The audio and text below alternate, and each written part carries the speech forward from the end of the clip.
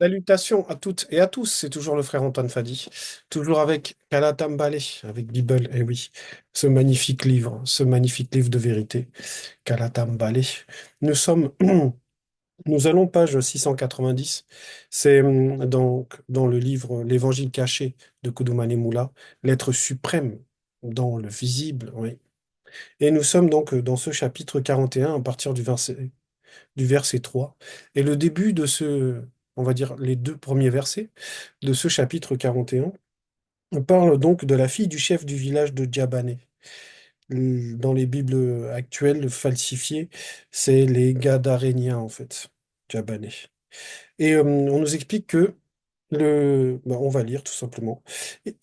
À partir du verset 1, il est dit, et voici, virgule, le chef connu du village vint au devant de Jokisabe, virgule, et le supplia de venir chez lui parce qu'il avait une fille unique de 12 ans qui se mourait. Point. Verset 2, pendant que Jokisabe y allait, virgule, il était pressé par la foule. Point. Un peu comme une star, elle se déplace à quelque part, il y a plein de gens qui les suivent, qui veulent l'interpeller, qui le touchent, qui veulent lui parler, etc. Et nous arrivons donc dans ce verset 3 qui est le début donc du passage que nous voyons ensemble. Et le titre, c'est La femme malade depuis 12 ans. Exactement, il y a ce point commun avec la fille, c'est ce 12 ans. Ouais. La fille, qui était en train de mourir, elle avait 12 ans. Et cette femme est malade depuis 12 ans. Et on nous dit c'est une femme malade. On nous donne juste cette indication. On ne nous dit pas encore de quoi il s'agit, mais c'est une femme qui est malade, qui a une maladie, qui souffre depuis 12 années. Dans le verset 3, il est dit ceci. Or, virgule, il y avait une femme noire non initiée, connue, atteinte d'une perte de sang depuis 12 ans, virgule. Donc là, on nous révèle c'est quoi sa maladie. Sa maladie, c'est une perte de sang depuis 12 ans. Mais surtout, on nous donne des informations qui sont très importantes. Un peu comme au tout début de ce chapitre 41, quand on nous dit le chef connu du village. Là, on nous dit il y avait une femme noire non initiée connue. Et ça, c'est extrêmement important. Parce que c'est une femme noire d'abord, elle est non initiée, mais elle est connue. Qu'est-ce que ça veut dire? Ce connu-là va prendre plusieurs, on va dire, profondeurs. Mais de base, la personne qui est connue, ça veut dire que la personne, elle est connue du grand ordre des choses. Ça veut dire que ses actions, euh, son comportement, est connu par le grand ordre des choses, c'est-à-dire on va dire, il est regardé. Ça veut dire que cette femme, lorsqu'elle va agir, dans son futur à elle, en fait, le grand ordre des choses va voir son intention, va considérer son intention. C'est ça, en fait, la personne qui est connue, en fait. Donc ici, cette femme, elle est connue. C'est une femme noire non initiée et elle est connue et on nous explique qu'elle a cette perte de sang depuis 12 ans. Donc elle est dans une souffrance quotidienne, elle est dans un mal-être quotidien, dans quelque chose qui la touche, pas simplement physiquement, mais même dans son moral, et elle cherche une solution à cela, on nous dit après la virgule, et qui avait dépensé une grande partie de son argent chez les guérisseurs non initiés, virgule, médecins, sans qu'aucun n'ait pu la guérir. Ça veut dire que en gros, elle a fait le tour, on va dire, charnellement de ce problème. Elle a essayé différentes choses. Quand on nous dit que elle a mis une partie de son argent, une grande partie de son argent, en gros, elle a essayé, en fait, avec tous les moyens qu'elle avait. Elle a mis toute sa force pour arriver à cette guérison parce que c'est ce qu'elle voulait. Elle voulait sortir de cette maladie qui la dérangeait profondément. Vous imaginez, pendant 12 années, avoir des pertes de sang, comme si vous aviez les règles qui coulent pendant 12 ans sans interruption. Effectivement, ça touche le physique, mais c'est même au-delà. Là, ça touche les trois êtres même parce que elle est dans une détresse très importante. Et ce qu'elle a fait, comme la plupart, on va dire, des gens qui n'ont pas encore on va dire, ne connaissent pas la vérité, n'ont pas encore une foi affermie dans la vérité, elle va se battre, elle va essayer par tous les moyens qu'elle connaît. Donc, elle va aller voir les guérisseurs, elle va aller voir les médecins, et elle va dépenser son argent. Donc, en gros, elle va mettre toute sa force, sa propre force, elle va l'utiliser, en gros, pour pouvoir essayer de trouver une solution à cela. Et rien n'aboutit. Donc, en gros, comme je disais, elle a fait un peu le tour des solutions qui étaient, qu'elle connaissait, on va dire, du visible, pour essayer de résoudre son problème charnel. Mais ce problème, effectivement, n'est pas que charnel.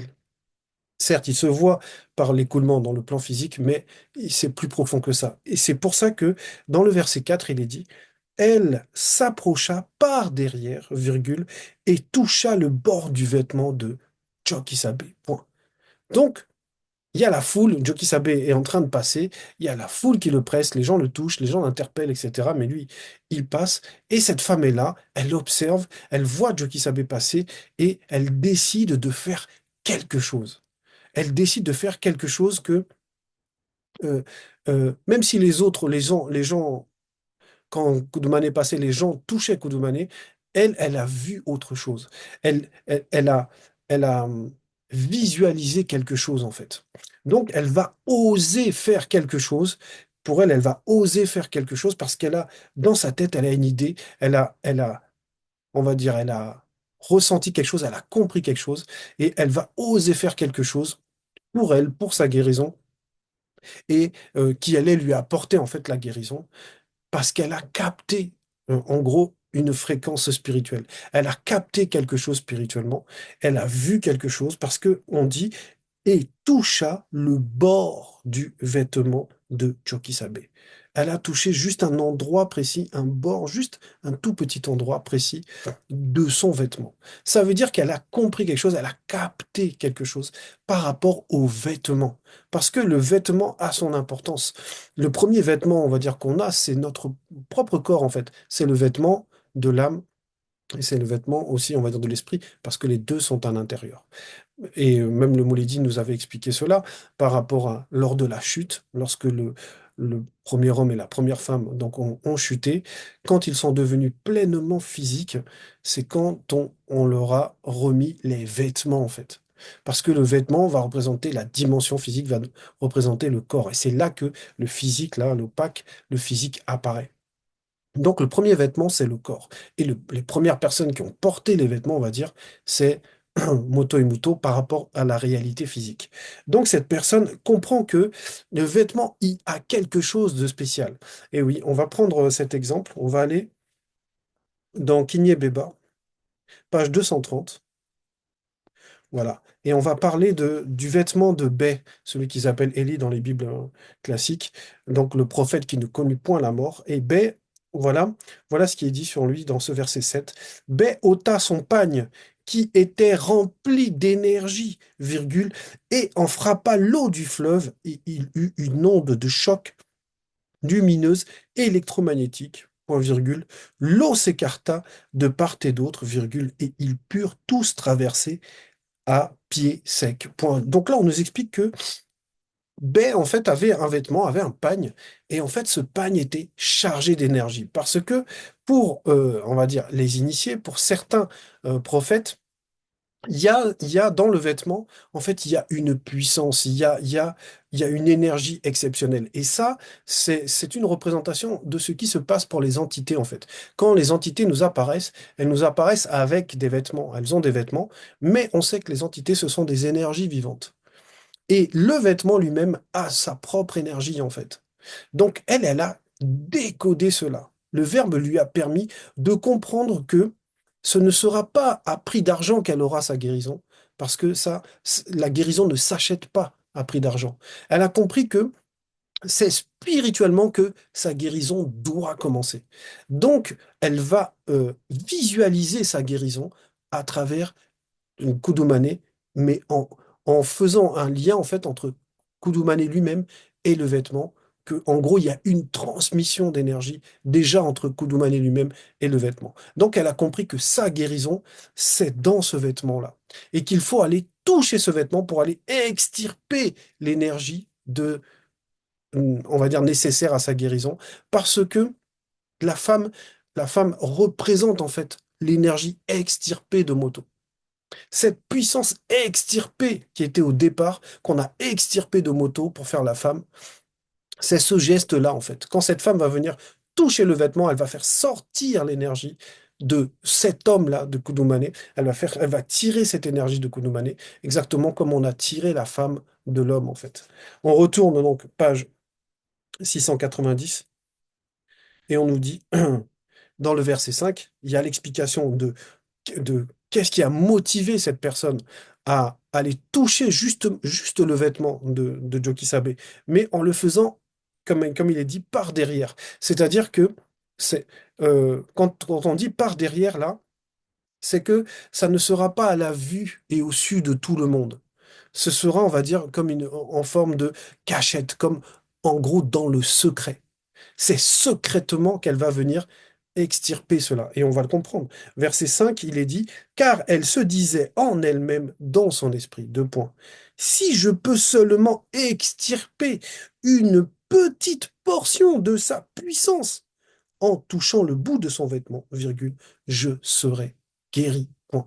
Donc, elle a visualisé la guérison. Ce n'est pas juste qu'elle a cru qu'elle allait être guérie. Elle a visualisé cela. Et sa vision s'est portée sur le fait de toucher le vêtement.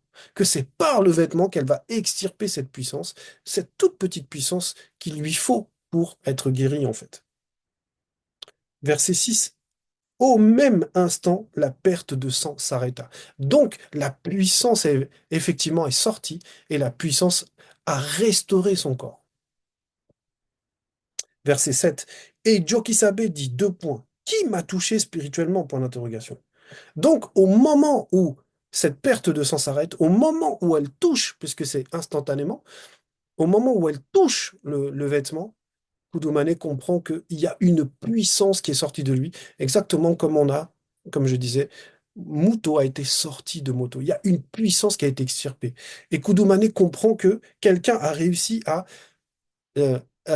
lui faire, à lui extirper une puissance spirituelle, cette puissance qui était normalement liée, enfin, qui était réservée, on va dire, à cette jeune fille de 12 ans qui était mourante. C'est pour ça, probablement, qu'il y a le parallèle entre 12 et 12, hein. C'est qu'il y a un équilibre, il y a une proportion entre la puissance qui va sortir, qui était pour cette jeune fille, et la puissance dont cette dame a bénéficié et qui l'a guérie, en fait. Donc lui, il comprend qui m'a touché spirituellement. Donc il sait, il a compris qu'il y a une puissance qui a été extirpée de lui. Il y a quelqu'un qui a réussi à faire sortir cette puissance. Et la suite nous dit, comme tous s'en défendaient, virgule, d'aller et ceux qui étaient avec lui dire deux points. Moulay dit, virgule, la foule t'entoure et te presse, virgule, et tu dis, deux points, qui m'a touché spirituellement. Donc Dalé et les autres ne comprenaient pas de quoi il parlait. Parce que lui, eux, voyaient comment les gens voulaient toucher Koudoumane, étaient autour de lui, le pressaient, etc. Il voyait tout cela. Donc pour lui, c'était normal qu'il soit, enfin, qu'on le touche en fait, parce que c'est comme ça que ça se passait. Mais Koudoumane, donc lui, parlait d'une certaine manière, avec une autorité, et il demandait qui l'a touché spirituellement. Et les apôtres ne comprenaient pas, mais com- on voit qu'on te touche physiquement, mais pourquoi tu parles de spirituellement? Pourquoi tu dis spirituellement? Et verset 8, Koudoumane va donner l'explication. Mais Jokisabe répondit deux points. Quelqu'un m'a touché spirituellement, virgule, car j'ai connu qu'une puissance était sortie de moi, point, avec un M majuscule, car une puissance était sortie de moi. Donc, une puissance liée à l'être suprême, on va dire au spirituel. Mais Jokisabe répondit deux points. Quelqu'un m'a touché spirituellement. Et oui. Donc lui, dans le plan physique, sait que spirituellement, il s'est passé quelque chose. Et là, il va demander, mais qui m'a touché spirituellement? Parce qu'il faut que, maintenant, il faut que cette personne ose venir vers lui. Parce qu'elle était venue, on va dire, par derrière, c'est-à-dire dans le secret. Mais maintenant, il faut qu'elle, ouvertement, il faut qu'elle aille vers lui. Et voilà ce qui est dit dans le verset 9. La femme, virgule, se voyant découverte, virgule, vint toute tremblante se jeter à ses pieds, non point pour l'adorer, virgule, et on va s'arrêter là d'abord.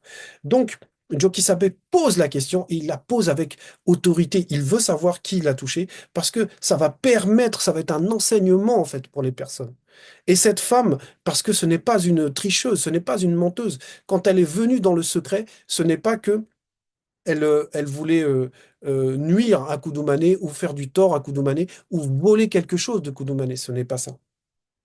Donc il est dit, la femme, virgule, se voyant découverte. Ça veut dire que la femme comprend que Joe Kisabé sait en fait ce qui s'est passé. Il a compris qu'une puissance est sortie de lui. Maintenant, il faut que elle ose venir et dire oui.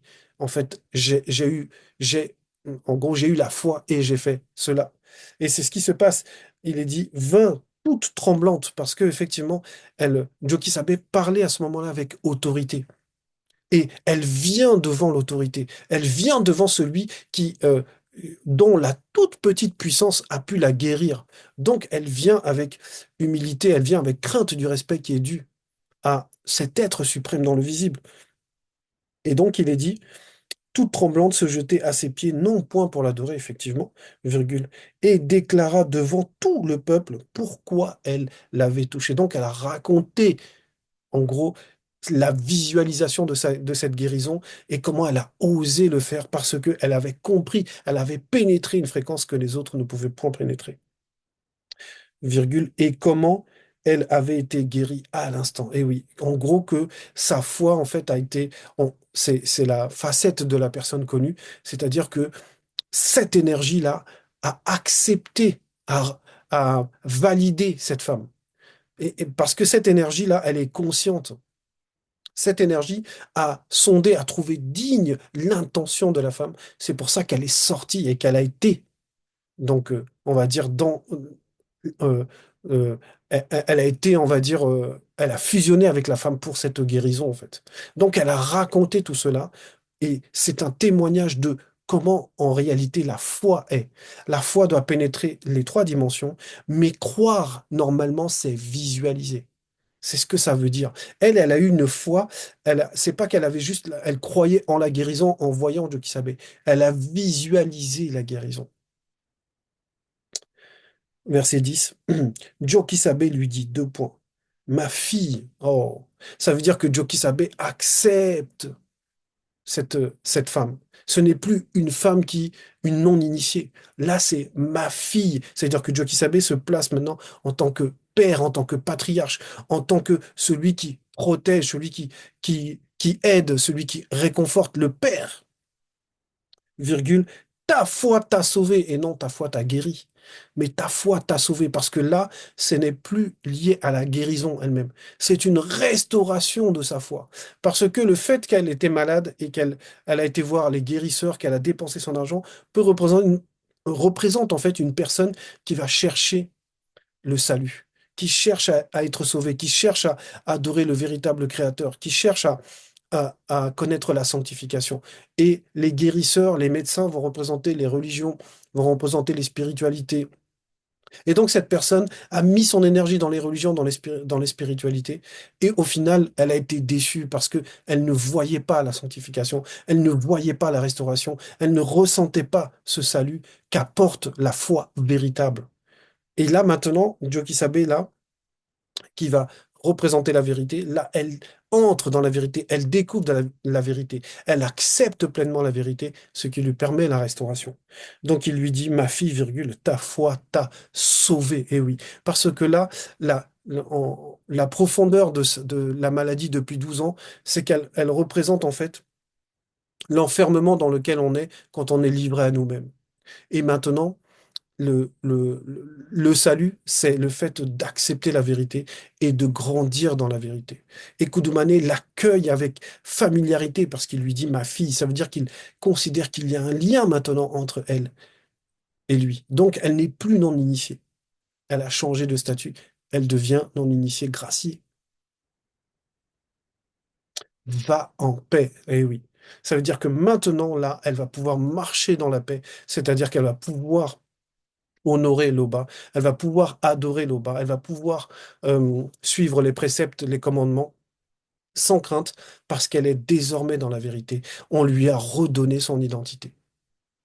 Donc c'est un message profond et c'est surtout un message puissant de la puissance de Joe Kisabé et de la manière dont on peut percevoir la foi en fait. Et oui, la foi, c'est pas juste le fait, comme je disais, de croire en fait que quelque chose va arriver, mais c'est la capacité de le visualiser, la capacité de pénétrer, de capter la fréquence. Quand la personne est connue, le verbe permet cela. Donc, c'est un message à méditer pour nous tous, nous qui avons la foi en la vérité. À quel point nous l'avons, comment nous l'avons. C'est un peu le message. Le bas est toujours glorifié.